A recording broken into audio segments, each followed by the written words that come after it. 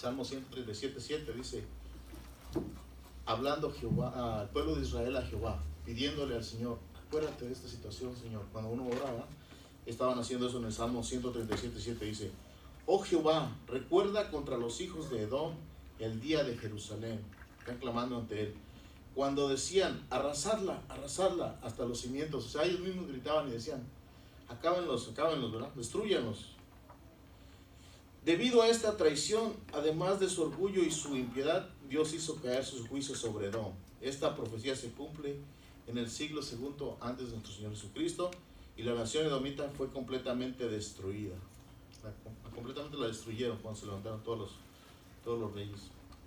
La promesa que les hizo, a pesar de que el pueblo, en este tiempo, el pueblo de Israel está en cautiverio, no están libres, los babilonios los tienen ellos presos.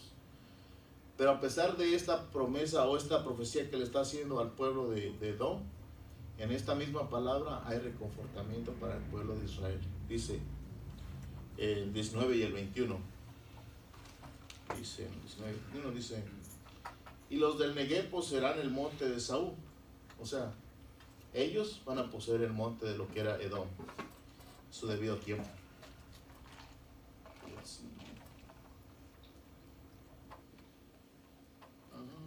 También los campos de Efraín y los campos de Samaria y Benjamín a Galat. Le está describiendo que aunque ellos ahorita están en cautiverio, en un momento les van a dar esas tierras a ellos, y ellos van a ser parte de esas tierras. En estos versículos les da profecía al pueblo de Israel que tomarían posesión de todas esas tierras. El Negev o las tierras del sur se llevarían con el pueblo de Israel. El monte de Sión sería un nuevo lugar de prosperidad para el pueblo de Dios. En un momento ellos saldrían del cautiverio. La expresión del día de Jehová que usa Abdías en el versículo 15 se refiere en las escrituras para el día del lloro y crujir de dientes, hermanos, que vendrá sobre todos aquellos orgullosos que se sienten más que Dios, que cuando tú le hablas del Señor ellos dicen, eso no es verdad, Dios no existe, o no te hacen caso, ¿verdad? Ellos sienten más que el Señor, porque saben que no va a haber castigo para ellos. Señor Jesús. Recordemos, hermanos, que el pecado del orgullo es un pecado. Uno dice, es cualquier cosa, sentirse orgulloso no es tan malo como matar a alguien. Pero si nos ponemos a pensar que el orgullo fue algo que atacó a Satanás cuando estaba allá en las alturas con el Señor, cuando Satanás estaba junto con el Señor, ¿verdad? Y eso fue algo que le llegó, y por eso se cayó de allá, ¿verdad? Lo bajaron de allá, siendo que era el que cantaba, el que le alababa a Dios todos los días, el director de ahí, de toda la orquesta, ¿verdad? Siendo que estando allá, llegó el orgullo a su corazón, y de ahí lo dejan. Pues es algo que el Señor lo detesta completamente, el orgullo. O sea, bueno, apenas dicen, el orgullo no, pero sí, nuestro Señor es algo que no puede soportar, que alguien sea orgulloso. Él quiere que seamos humildes, hermanos. Gloria a Dios. Vamos a estar pasando al punto número 2, y vamos a estar, el título de este punto es Cuídese de la ira de Dios, y el inciso A es un Dios celoso y vengador. Y vamos a estar viendo ya al otro profeta, que es el profeta de Nahum. Hermano Carlos, ¿me puede ayudar con la lectura de la palabra? Es Nahum, capítulo 1, versículos del 1 al 6.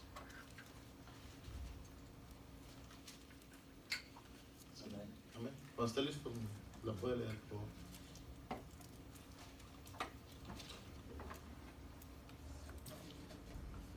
Profecía sobre Nínive.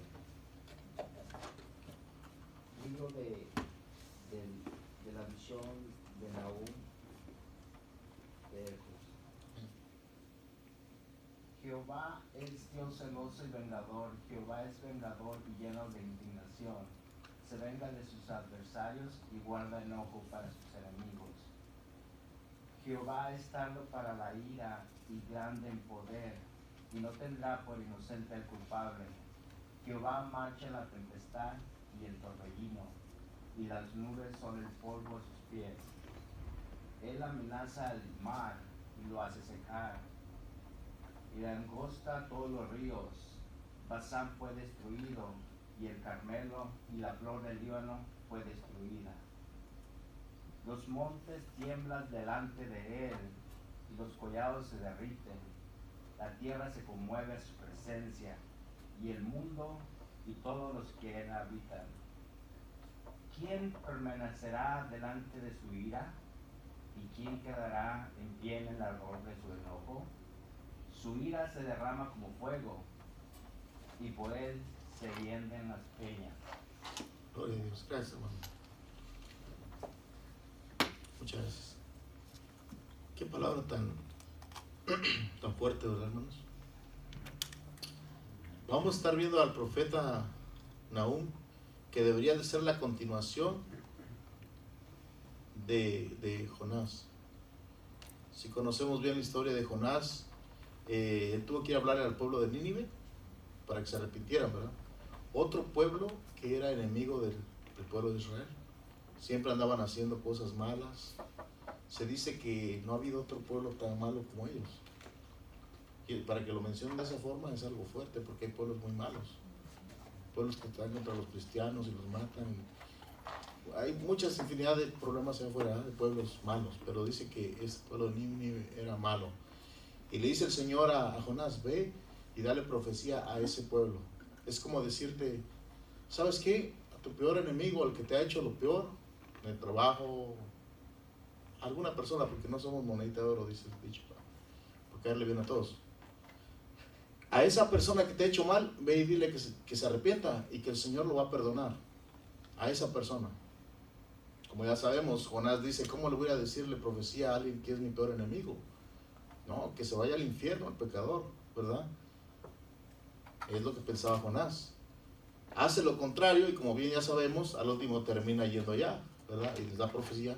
Se arrepiente el pueblo, desde el más pequeño hasta el más grande, y se convierten al Señor, ¿verdad? A sus caminos, empiezan a hacer la voluntad del Señor.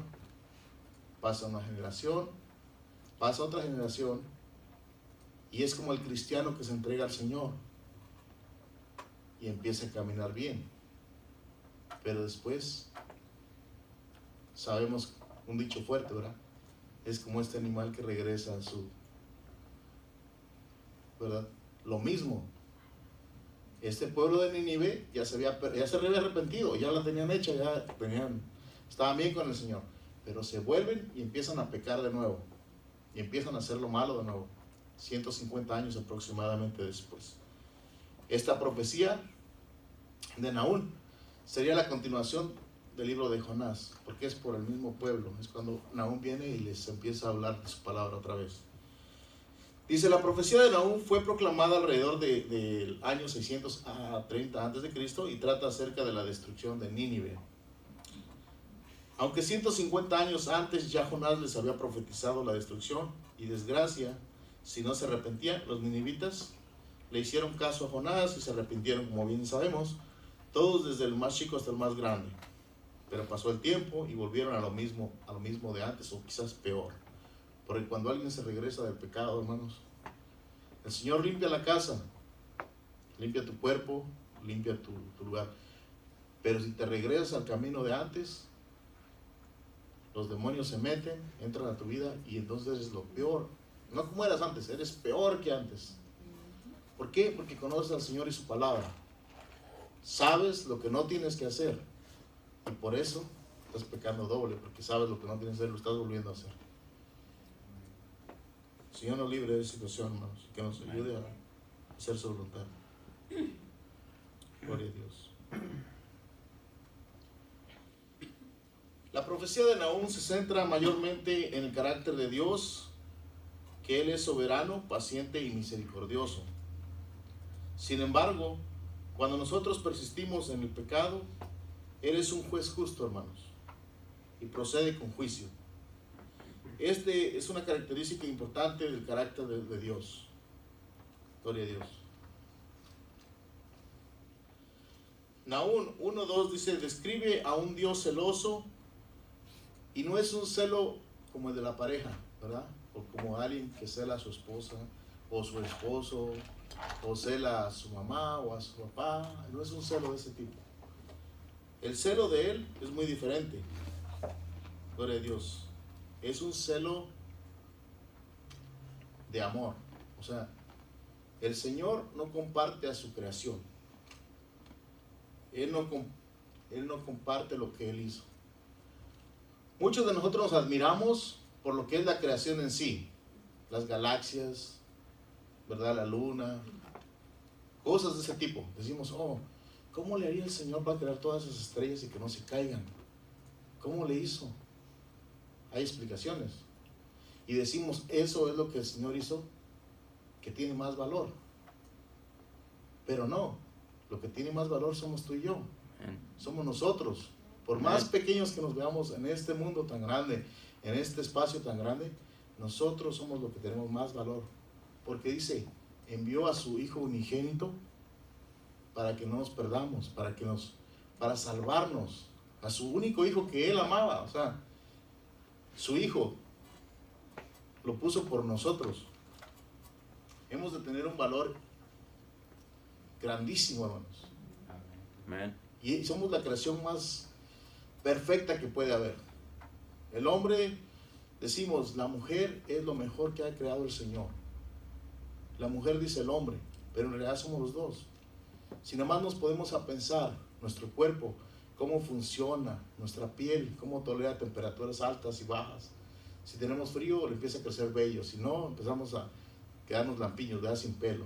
Si necesitamos ver más lejos o más cerca, o que la luz depende de donde estamos viviendo, nuestros ojos se adaptan a esas situaciones. Como son los asiáticos, tienen los ojos rasgados por esa situación, dependiendo del lugar donde ellos están creciendo, si el sol toca mucho, ¿verdad? Nuestro cuerpo se va adaptando a esas situaciones. Entonces, nosotros somos la creación más grande del Señor, la que valemos más. Gloria a Dios. Santo Dios.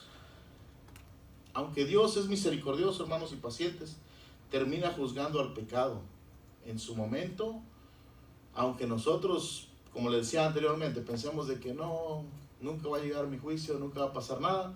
En algún momento llega el juicio de nosotros, y si no es para nosotros, para los demás.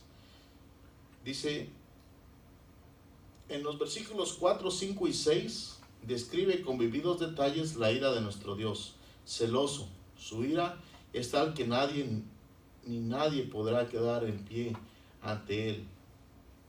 Nadie va a quedar de pie delante de la justicia del Señor, al menos que estemos santificados por la sangre del Cordero, hermanos.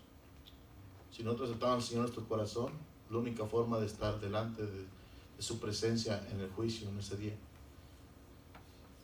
Gloria a Dios. Observe cómo dice. Vamos a leerlo de nuevo para recordar 4, 5 y 6.